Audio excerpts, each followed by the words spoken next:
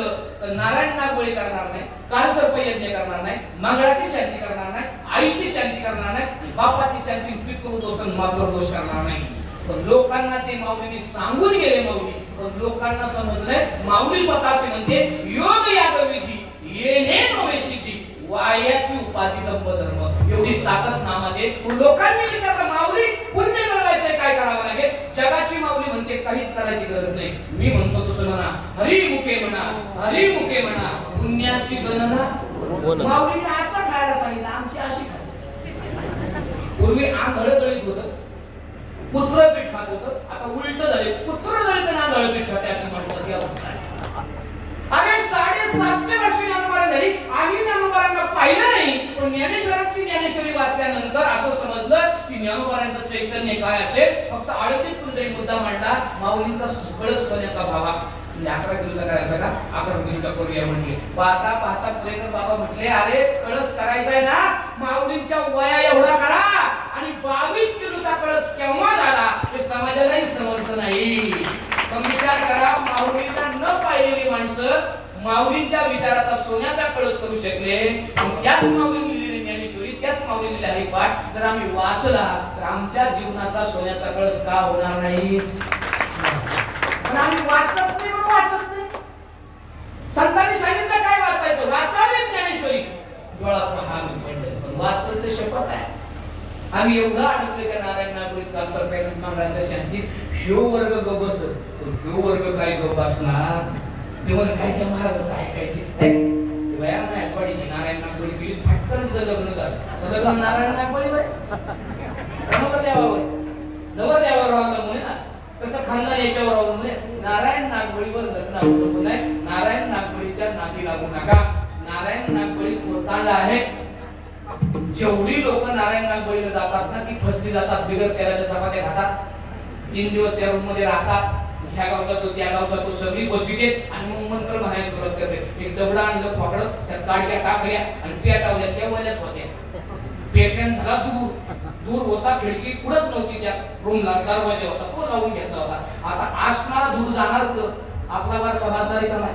नाकाने दूर गेला, मलद्यात बसला आणि तुम्हाला मम मम आत्मना आत्मन श्रुती श्रुती फ्रुटी म्हणलं असं तरी आपण फ्रुटी म्हणतो, पण आपला मात्र संबंध नाही. आणि तेवढ्यात तुम्हाला चटकन नाक बनवायचं.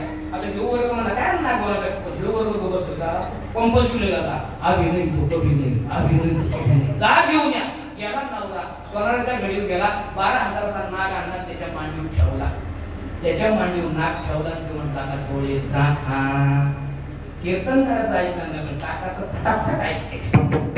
काका म्हणा डोळे झाका, डोळे झाकले, बरोबर नाग नाग मी आणलंय ना 12,500चा नाग आणला.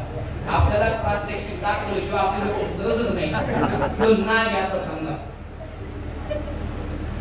तो नाग आहे 12,500चा.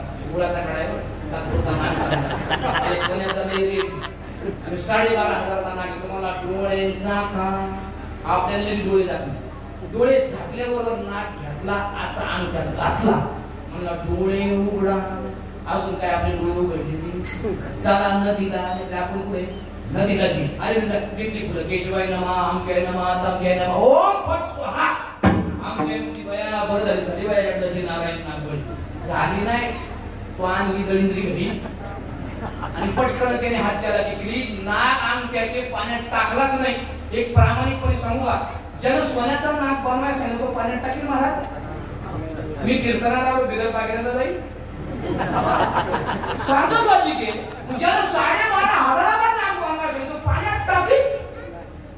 त्यानं हातच्याला केली, खिशात हात घातला, नाग दाबला, खिशात गेला, रुमाल काढला, हात पुसला. आमच्या मध्ये बरं झालं बया 7.5 केली नाही, तो आणली. तुला 7.5 नव्हतीच, शेजारच्या बाईने तुला 7.5 लावली. बसायला आली तुझ्या डोक्यात गुणगुण गुणगुण करून गेली. तू म्हणते काय सुनाशी अजिबात 7.5 नसते. कोणताही देव तुमच्यावर बालन आणाय मोकळा नाही. आपल्या कर्मानं आपल्याला आपलं बालन येतं, म्हणून कर्म चांगली करा, बालन देणार नाही. दुसरी गोष्ट, एवढी संतांनी नामाचं महत्व सांगितलं तरी लोक अजून शांती काढतील. पोराचं लग्न होत नाही म्हणून शांती झालं, पोराचं लग्न बायको नांदाना म्हणून शांती झाली आणली बायको पोरं होईना म्हणून शांती, झाली पोरं शाळेत जाईना म्हणून शांती, गेली शाळेत नापा पडत म्हणून शांती, कीर्तन चांगलं होईना म्हणून शांती, अंध पोरं शांती, सगळं झालं शांती. असं करता करता त्याची पहिली शांती झाली. तुझा आजोबा, त्याला नातू, आजोबाने आटपलं, आजोबाचे 2 मिनिट झाले, पिंड मांडलं, 9 वाजून 35 मिनिटांनी कावळा शिवतो, 10 वाजले कावळा शिवना, लोक म्हणजे गायला ना ते कावळा शिवू द्या, 12 वाजले तरी कावळा शिवना. काका मला परत शांती, म्हणजे मेलं तरी आम्हाला शांतीने सोडलं नाही. संत म्हणले नो शांती, ओनली क्रांती. आणि संतांनी पुरावा दिला.